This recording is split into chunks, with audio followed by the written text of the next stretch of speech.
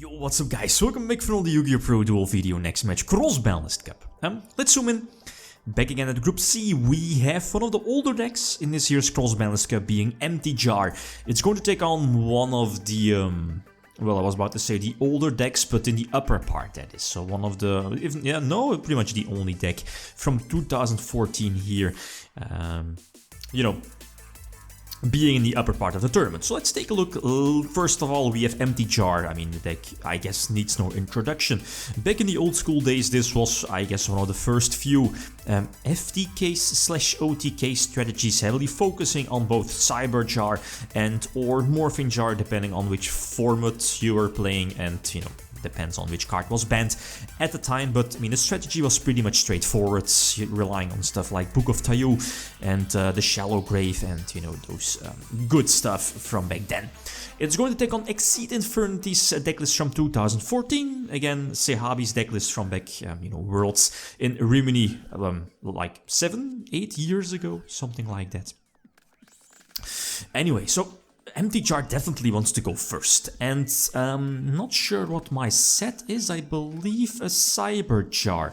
I mean, both are fine. It's either Morphing Jar or Cyber Jar. I prefer Cyber because, well, okay, you know, Morphing Jar kind of replenishes both players' hands, while you don't have to deal with that with Cyber Jar. You know, Cyber Jar, both players just like draw 5, and if there are any null summonable monsters or special monsters that can be special summoned, they'll just hit the board, right? But the thing with Cyber Jar is that it will add cards to your opponent's hand as well, and that could be important for, let's say, card destruction and serial spell. And that's a combo that it's not really great with Morphing Jar, because again, just Morphing Jar replenishes both hands to a maximum amount of 5, right? You see the disgusting interaction of the good old school times when Night Assailant wasn't at 1, wasn't restricted. The fact that it could keep recycling itself off of, let's say, Graceful Charity, Guard Destruction, you know, what is it called? It's not Phoenix Wing Blast. Well, yeah, Phoenix Wing Blast, but Feather of the Phoenix. That's the card. You know, discard something to stack something from the graveyard to the top of your deck. So kind of recycling either, I guess, Book of Tayu, the Shallow Grave maybe, and Book of Moon. I guess those are the most notable ones. So 4 monsters, luckily, because again, you don't want your opponent special summoning 5 monsters off of a Cyber Jar, because that means that my potential Shallow Grave would have been a dead card, right? Because again, your opponent is forced to summon at least 1 monster off of the Shallow Grave. So Empty Jar leading 1-0, that's cool. Post side deck now, and I'm going second. But the thing with this deck is that I'm side decking, it has been a while, Giant Grenades, more copies, so that's cool. It's again mass disruption. I guess, you know, Giant Grenade eventually will force out the Infernity barrier, but as you know, Exceed Infernities, when going off, like what happens now, the deck is able to end on, what's it called, the Raigeki Break, Infernity Break, I believe the name is. You know, very similar to Raigeki Break. But this opening hand is actually fantastic. You can immediately, you know, use Giant Grenade, or in this case, force out the, you know, eventually it will be searched, the Infernity barrier, but then I have to deal with Triple Break. So, ideal situation is that I draw Heavy Storm, maybe? Yeah, Heavy. And, or Giant Grenade to, again, clear the board, but, I mean, Pot of Greed is there, my draw is there, so that's potential 3 new cards, so, but even though the chances are quite slim. So again, Infernity's ending on double Archfiend, you know, that's something you want to have, especially with that 1 copy of Infernity Barrier. Spell reproduction could have been fantastic, but I'm lacking 1 spell, I think. Yeah, because of Judgment and or Mystic Tomato. If those were spells, then I would have been able to, as I do now, you know, spell reproduction, Giant Grenade back again, Giant Grenade and clean the entire board of back row, and then I could have gone for my combo. Set Cyber Jar and, you know, use Book of Tayu and go from there. Need to be a bit lucky, but the chances are there, right? I can break my opponent's board with Cyber Jar. Ah, yes, you don't hear that every day, right? But I mean, that's the case, and For a deck like Infernities, it's not that easy to come back after that. Okay, there are the breaks to pop stuff, but I mean, the other way around is also the same. I mean, what does this deck, what does Empty Jar do other than trying to deck out your opponents, right? Nothing. Reload is an iffy one, so I need to, because it's a quick play, you can't set it. I need to immediately use it. The Dark Hole, I get why, but luckily for me it's Sengen, so I can search the Cyber Jar.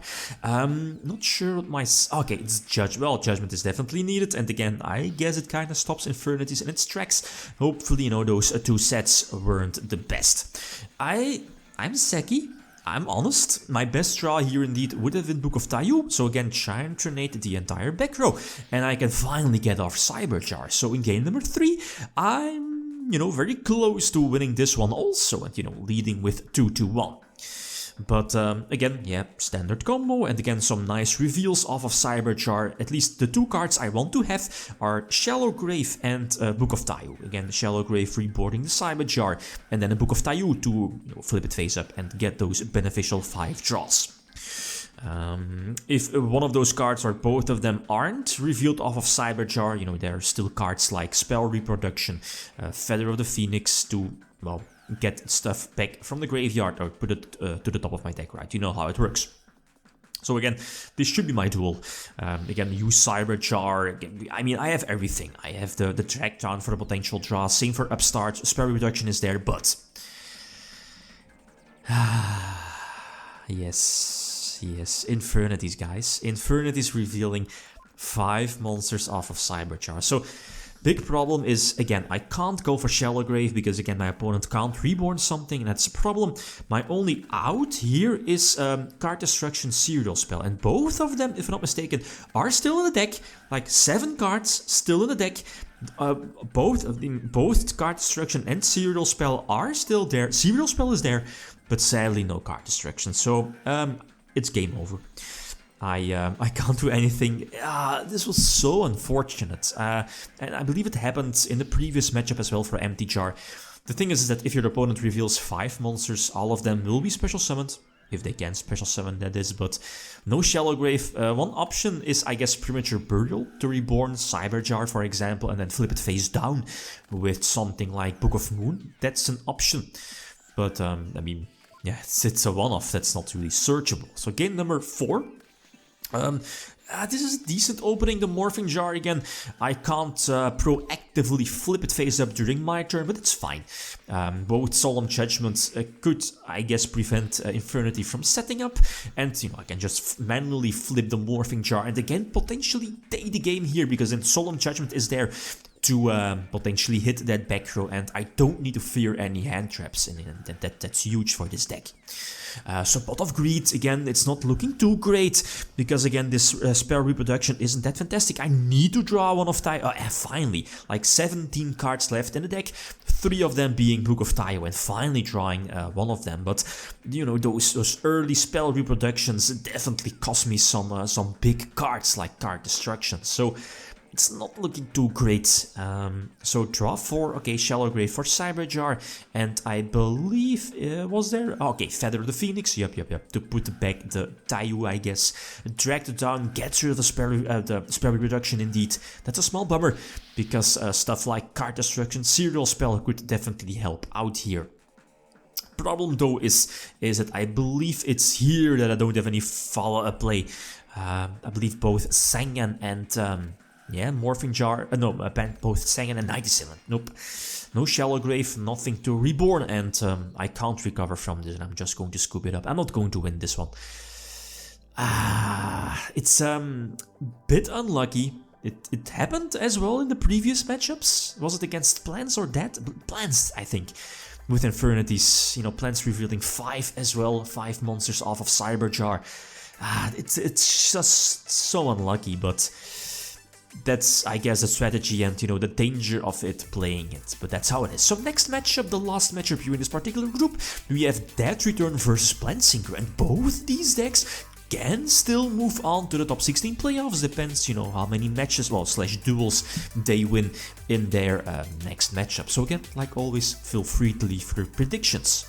Okay, guys, that's it. Thanks for watching. Feel free to leave a comment or like if you enjoyed the video. Liam signing out. Peace.